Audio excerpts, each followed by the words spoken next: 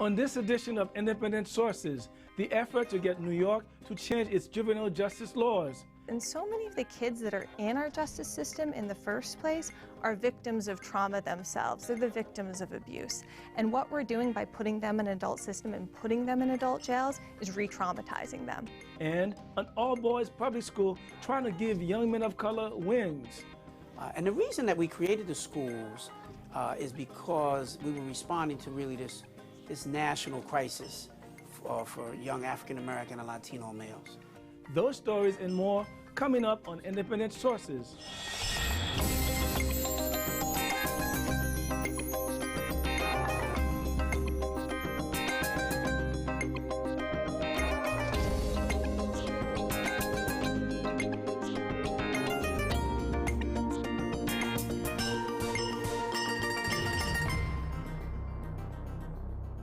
Welcome to Independent Sources. I'm Gary Pierre-Pierre. New York is one of just 2 states that continues to prosecute teenagers as adults. The trend started in the mid-'80s as a response to increasingly violent crime. But statistics show that this practice has not proven as effective at curbing crime as lawmakers had hoped.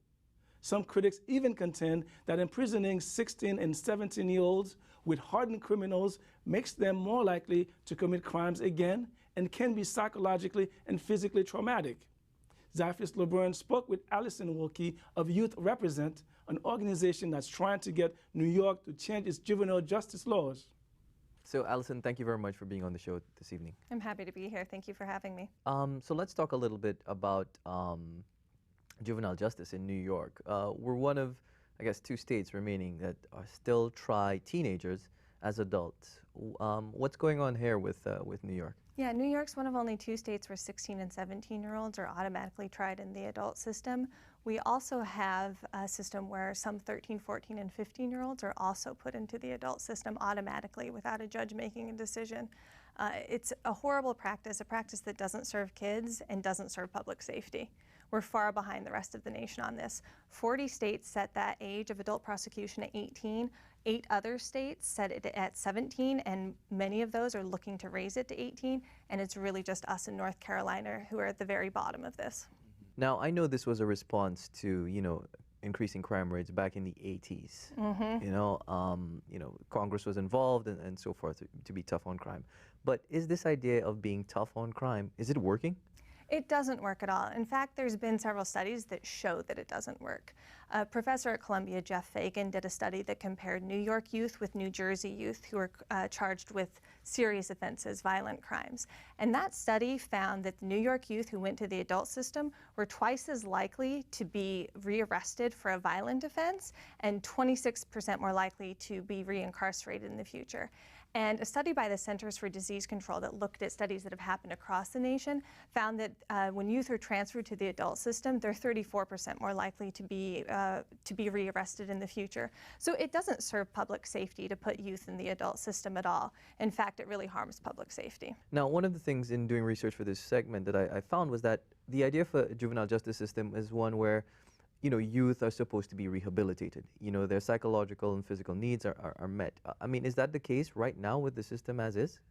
Right now in the adult system, that doesn't happen. Judges are given a very limited number of tools, usually just giving fines, community service, or putting kids in jail. And so it's not happening in the adult system. Our family court judges in the juvenile system have a lot more options at their disposal. And in fact, in the past couple of years, under the leadership of Governor Cuomo and other leaders, kids have been given a lot more programs, community-based programs that they can go to. And these programs not only cost less, they have better outcomes for kids. Kids are less likely to be arrested in the future when they go into these community-based programs. One of the other things that I found really kind of startling was the suicide rate amongst a number of these young people who are sent to prison. Let's talk a little bit about that. It's tragic. Kids who are put into adult jails, and our kids, our 16 and 17-year-olds in our adult system, do go into adult jails no matter what. They're 36 more times likely to commit suicide. and they're at the highest risk of all inmate populations to suffer sexual abuse and physical abuse. In fact, the United States passed the Prison Rape Elimination Act, which is what it is. It says it is. They're trying to eliminate rape in prisons, and it has a youthful inmate standard that says that no kids under the age of 18 should be held with adults, and New York's not in compliance with that law right now. And we stand to lose significant funding because we're not in compliance. Wow. So it's not only like a moral imperative, if you will, but it also is a matter of economics. Absolutely. All right. So let's talk a little bit now about the Raise the Age campaign. Yes.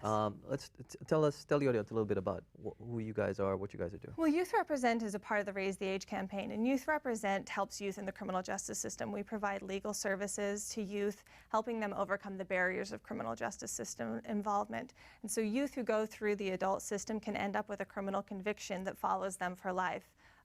Meaning that they'll have problems getting employment, getting housing, and even getting into colleges. And so we're part of the Raise the Age campaign because we see the devastating effects of this practice in the everyday lives of young people. The Raise the Age New York Coalition is a coalition of over 200 organizations from all walks of life, faith-based organizations, unions, service organizations who have all come together and said that in New York we need to stop this practice, and we're seeking to do so to end the practice of trying kids in adult courts. Now, one of the curious things I wanted to ask was, what are the crimes that, these 16, 17-year-olds are committing? Is it a matter of gun violence? Why are they getting tried as adults? Well, actually, 75% of the crimes are misdemeanors, and the two most common are larceny crimes, which is really shoplifting, and misdemeanor or marijuana offenses. So that's the most common crimes that kids are going to adult courts for. They're typically very minor crimes, but the kids who suffer the most harms of going to the adult system are those kids who are charged with more serious offenses. They're the kids who are most likely to end up in adult prisons and most likely to end up with a criminal record. And we need to include them in whatever reform happens, because those are the kids who, if we keep them in the adult system, they're going to be reoffending and end up being reincarcerated. Mm-hmm. Now, who are these? Are these minority children, or is it mainly young men, young women? How's the breakdown? In New York City, 90% of the 16, 17-year-olds are Black or Hispanic. So it's primarily minority children. Across the state, it's 70%. But in New York City, the racial disparities are high. So I know that you mentioned in other states that they no longer go along with these practices. What kind of pressure is coming to bear on New York from other states, in addition to what you guys are doing? Well, states around the country have done this, and we've learned a lot of lessons from the states that have done this. Those states, including Connecticut, nearby, thought that they were going to overwhelm their family court systems and thought it was going to be very costly to move their 16 and 17-year-olds down into the family court system. And they actually found that it wasn't. Connecticut is actually spending less on their juvenile justice system now than they were 10 years ago. Illinois has had a similar result, where they thought their court filings were going to skyrocket when they raised their age, and it just didn't happen. In fact, they had less kids being arrested and less kids coming into court. And so what we're really doing is trying to learn from the lessons of those other states, that it doesn't have to be costly, that there are things that we can do to make this work in New York and work for kids and work for public safety.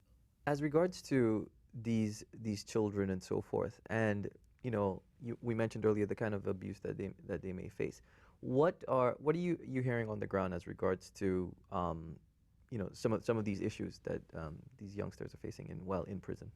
I mean, there are serious issues, and even here in the city, in Rikers Island on any given day, over 25% of the kids are held in solitary confinement, which is a practice that's widely regarded as torture. When a kid's in solitary confinement, they're held alone in a tiny cell for 23 hours a day, and when they're given 1 hour of recreation, it's in a cage outdoors.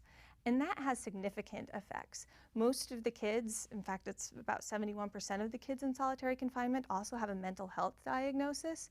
And when they're seeing a therapist, it's through a steel door in their cell. I mean, this is extremely harmful to kids. And we hear it every day. You know, when my office has kids who have been in Rikers Island, they talk about the extreme violence there, the violence of being in an adult jail, and just the horrors of being put through an adult system. It really has a horrible impact on kids, and so many of the kids that are in our justice system in the first place are victims of trauma themselves. They're the victims of abuse. And what we're doing by putting them in an adult system and putting them in adult jails is re-traumatizing them. You know, making it really difficult for them to move forward with their lives and become productive law-abiding members of our communities. Mm-hmm. Now, where are you guys in the process now of getting, you know, the state to rethink the damage that you just talked about? We're doing a lot of education around the state to try and bring awareness about this issue. You know, when I talk to people about this, I had an eye doctor appointment the other day, and I told my eye doctor that this is what was happening, and he couldn't believe it. He had no idea. I think there's a lot of people who don't know that this is happening. So we're building a lot of awareness, and we're also doing a lot of studying and asking Governor Cuomo to study this issue, to look into it, and to move forward on changing this practice. Well, Allison, very intriguing conversation. I know there's so much more to get to, but you know, we don't have the time right now. But thank you very much for being with us. Thank you so much for having me. Still to come, is there room for more faces of color on the Food Network? Before that, Abby Ishola has some other news. Thanks, Gary. Here's a look at some headlines from New York's ethnic and community media.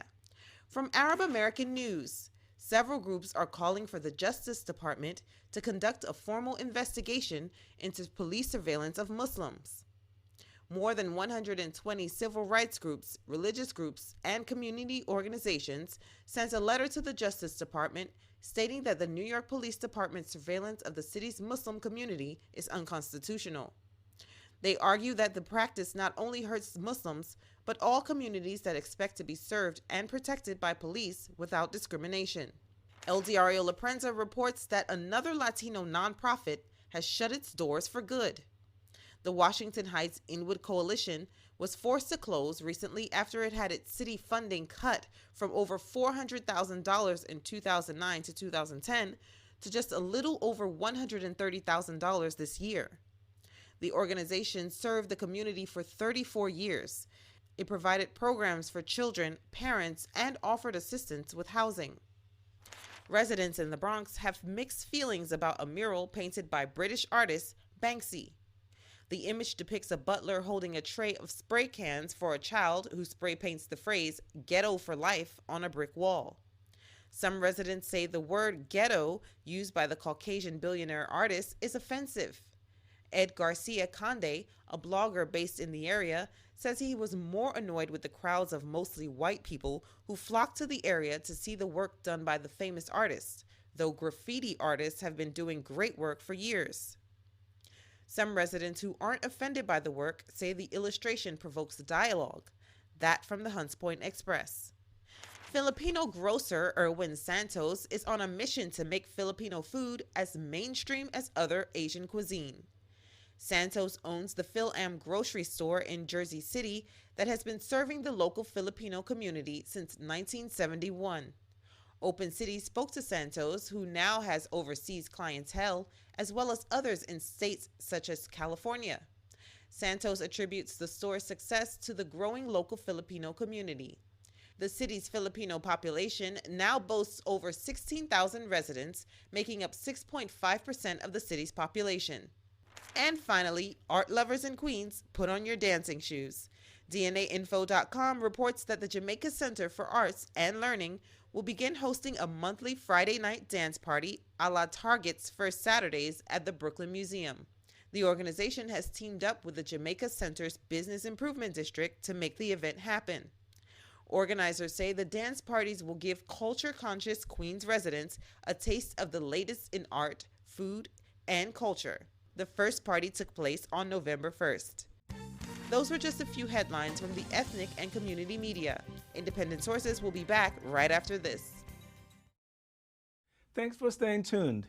From Scratch, Inside the Food Network is a new book that examines the channel's meteoric rise in popularity over the last 20 years. The book's author, Alan Salkin had unprecedented access to much of the network's talent who've contributed to the growing celebrity chef culture. Sarah Pizan sat down with Salkin to talk about his book and whether the network will be throwing some more ethnic flavor into the pot. So Alan, why did you decide to write this book and why now? Well, I was a lowly New York Times reporter, and I went down to cover the South Beach Food and Wine Festival back in 2008, and I was amazed to see that all these chefs had bodyguards and talent agents swimming around them, and that the fans had come out and paid $150 just to watch Rachel Ray from 100 yards away. And this was the same year that Emeril had done his $50 million deal with Martha Stewart selling his company. And so I was like, how the hell did these chefs become rock stars? And when I left the New York Times, I decided I was going to be the man to find out how. And you know, the network is turning 20 this year. So I think this is a good time to take stock of the food revolution that's happened over the last 20 years and how much of a part of that the Food Network played. What has made the success of the Food Network? Well, I think what it did was it found this sort of nascent food culture that was happening in California, somewhat in downtown New York, San Francisco, in the 80s that was kind of dying out, the celebrity chef fad thing. There's actually articles I found that said, is this fad over? And it took this little thing that was happening there and it's brought it to the masses. And it took a lot of years to get it right because the network was losing money for many years. But just like the blues became rock and roll and spread with technology and the long playing record and television improvements, Food Network came along when there were 35 cable channels about to become 500, and it spread this gospel of a foodie culture to a country that at that time was also very hungry for it. So all of these waves came together. What is the Food Network worth these days? I think it's about $6 billion to $10 billion. You know, this is a company that they couldn't even find investors for to start with. Their annual budget at first was only $42 million a year, and now they're generating every quarter about $200 to $300 million in profit for the owners. What has contributed to the wave of these celebrity chefs? How did they come? Well, I think what it was is that people, you know, Bobby Flay told me that in the early days of Food Network, the requirement to be on the air was that you could get to the Food Network by subway. You know, we're shooting this on West 40th Street in New York City. The original headquarters were about 4 blocks east in a really bad, at that time, bad area. And I just think there was all of this talent. There were these artists basically working in obscurity in kitchens that people were ready to recognize and get excited about.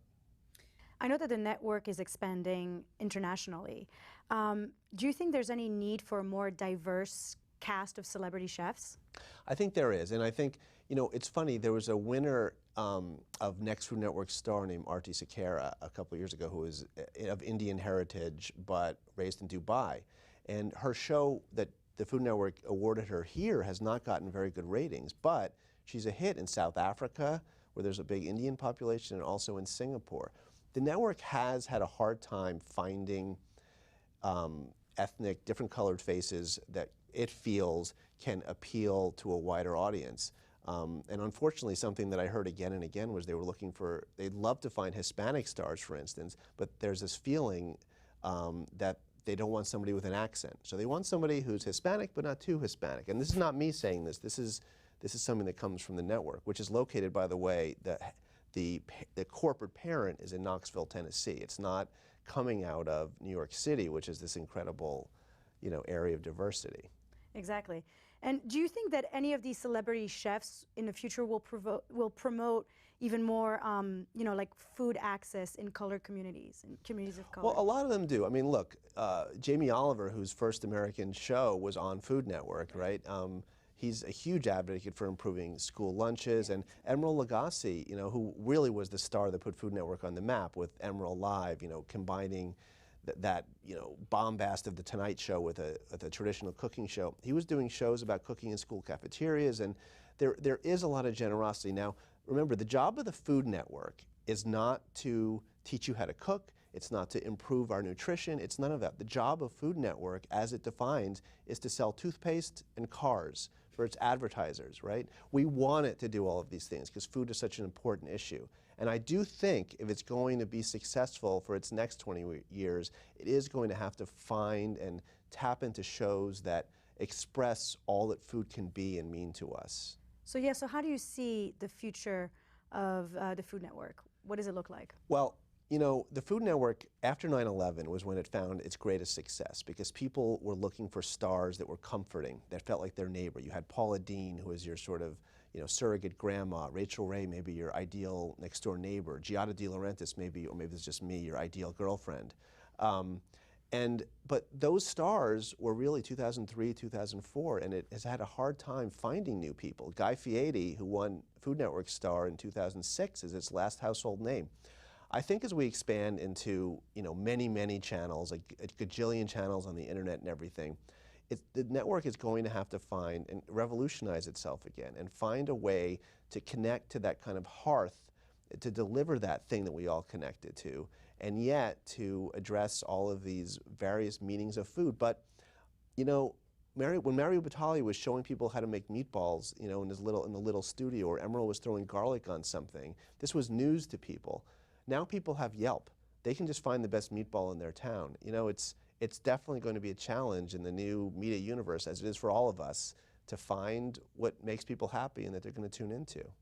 Great. Thank you so much, Alan. My pleasure. Thank you. When we come back, an effort to teach young men of color how to soar.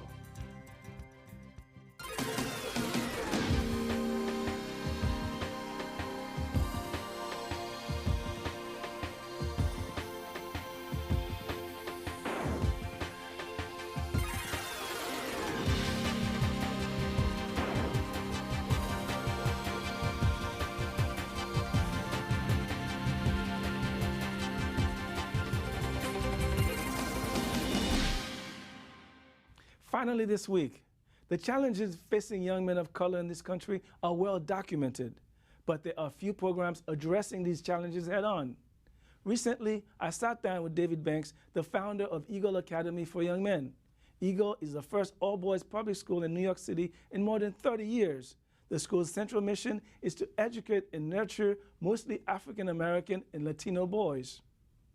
The reason that we created the schools is because we were responding to really this national crisis for young African American and Latino males. You know, back in 2004, the graduation rate from high school for African American males is 32%. What is it today? Today it's about 50%. So it's still a crisis. It's improved over time, but it was a real call to action for us back in 2004. The idea of an all-boys public school didn't sit too well with national women's rights organizations and civil libertarian groups who argued that having a single-sex public school is unconstitutional. But it was a different story in the community. But what we found overwhelmingly in the community was a great desire for a school like this. A school where young men are really nurtured in character development and leadership and their confidence. Young men who understand what it means to walk down the street and without their pants hanging off their behinds, who are respectful to women, and who are academically excellent. That excellence and pride is reflected even in their uniforms. All academy students must wear a blazer and tie to school. Uniforms aside, the Eagle Academy follows a very similar curriculum to public school from grades 6 to 12, but they try to deal with their issues differently. We're all struggling with making sure that our kids are college ready, right? And so that involves an even greater degree of academic rigor, making sure that they're taking a whole host of advanced placement courses. Banks says their approach has become a blueprint for other school systems across the country and the world dealing with troubled young men of color. What I didn't quite realize was just how much of an international issue this is. All over the world, wherever there are young men of color, they're struggling. Whether you're talking about East London, or you're talking about Paris, you're talking about Australia, wherever you go in the world, wherever that pocket of people of color, and you look at their sons, they're struggling. With all of this international success and plans to add another school in Staten Island to the 5 that already exist, there are still questions as to how the school's doing quantitatively since its inaugural class of 115 ninth graders in 2005. The citywide graduation rate for African American males in New York City right now is It's a little over 50%. At Eagle Academy last year, our graduation rate was 87%. And that's an 87% based on young men starting at the ninth grade. So we don't screen. We take on all the students who would apply to come here. Banks says facing these challenges head-on is part of the success of Eagle Academy. Our young men have all the same hopes and dreams and abilities as everybody else. The difference is that we've not nurtured them because we've not had the same level of high expectations for them. Many believe that there are issues of race that come into that. I agree, but nonetheless, the issue is that we've got to do something about it. So we figured out that young men need to have adult men in their lives to help them in this transition into manhood. That's our show this week. Thanks for watching. Till next time, be independent-minded.